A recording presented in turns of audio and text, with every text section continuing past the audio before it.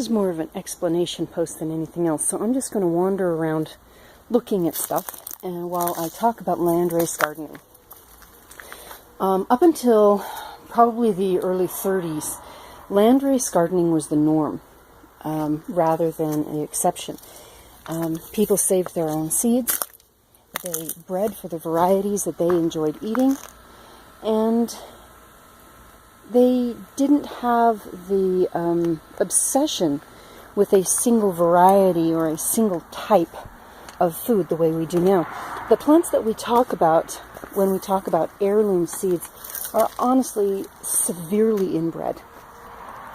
They are plants that have been crossed and crossed and crossed and crossed into the same lines for so many generations that if they were human, they would be drooling on the floor and unable to function.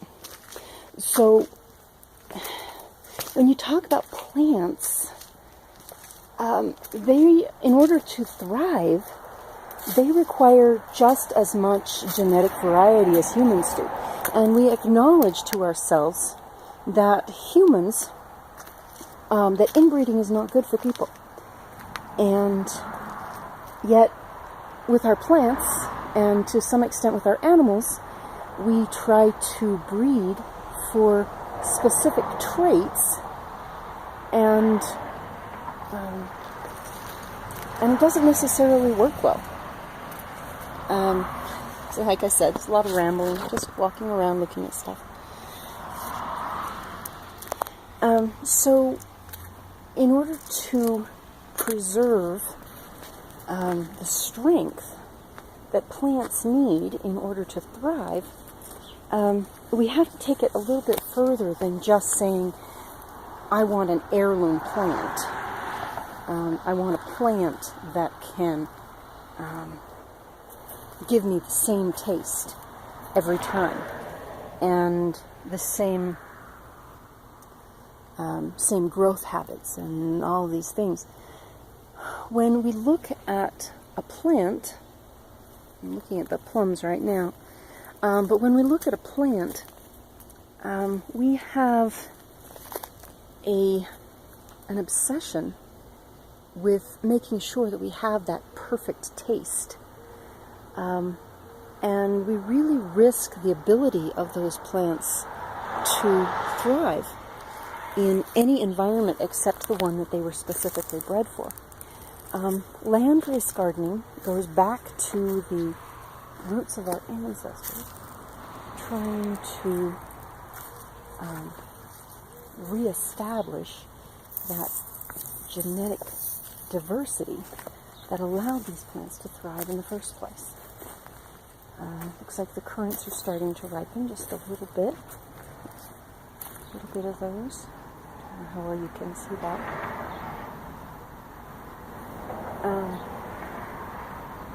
So, trying to reestablish that genetic diversity when all of the plants, or the majority of the plants that we have to work with, are completely inbred. And so here I have a watermelon landrace.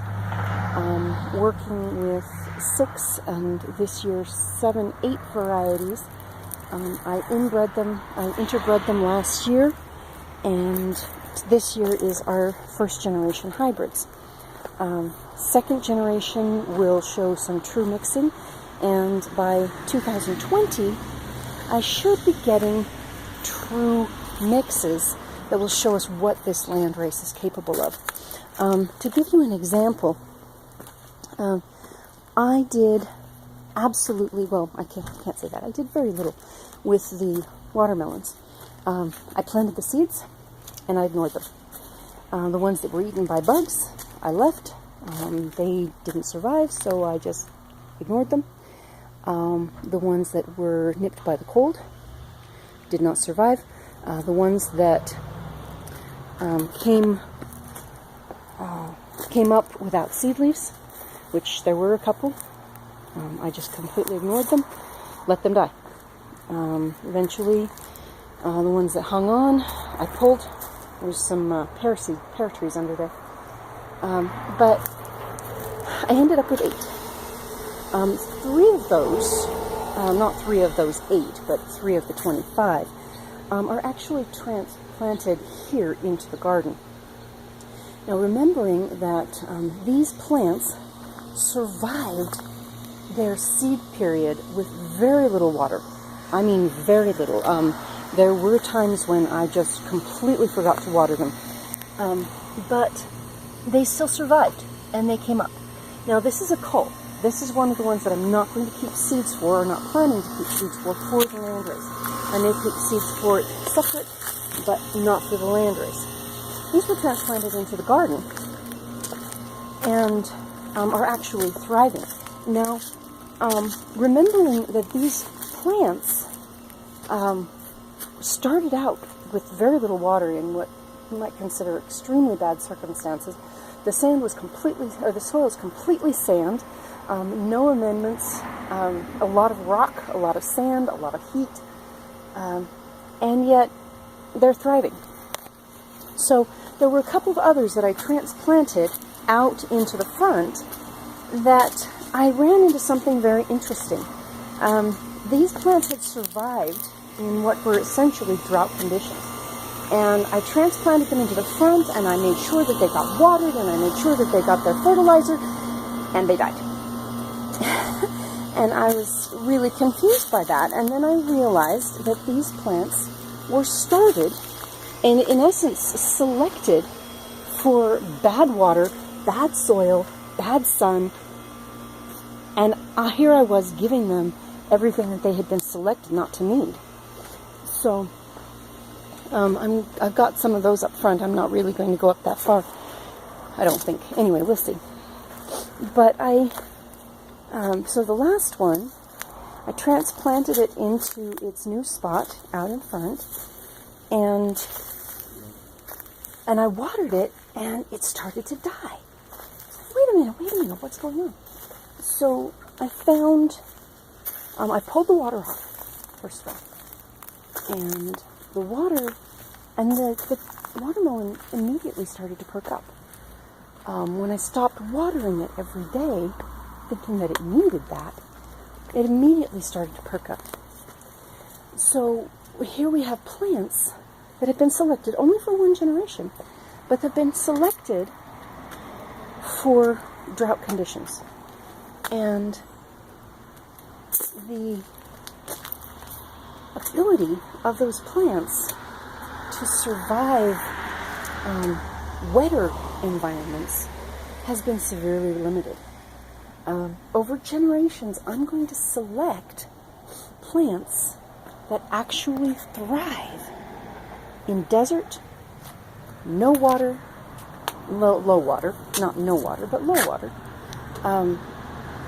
extremely dry conditions that most plants would not be able to function with. So the watermelon was my first attempt, and I decided to use it because I had 6 different varieties of watermelon, and I had space for them. I actually planted them last year where our blackberries are now. But and again, blackberries are in poor soil. They have a lot of mulch around them. But everything that I'm doing here is selecting, consciously or unconsciously, it is selecting for plants that can survive these type of conditions. When we have plants, when we have 100-degree temperatures and 0 humidity, no rain for 3 or 4 months, that causes some problems when you're trying to garden and trying to take care of a family and trying to provide for yourself. So, a little bit at a time, I am working on structuring all of our plants, maintaining all of our seeds so that they have the genetic diversity to survive in the face of change, and they have the ability to thrive in our environment. A landrace is a locally adapted variety of any plant that is genetically diverse and capable of surviving the unexpected. And that's exactly what we need. So that is my explanation of a landrace. I don't know if anyone will bother to listen all the way through. I'm just basically posting it for myself. I will talk with you later. Bye.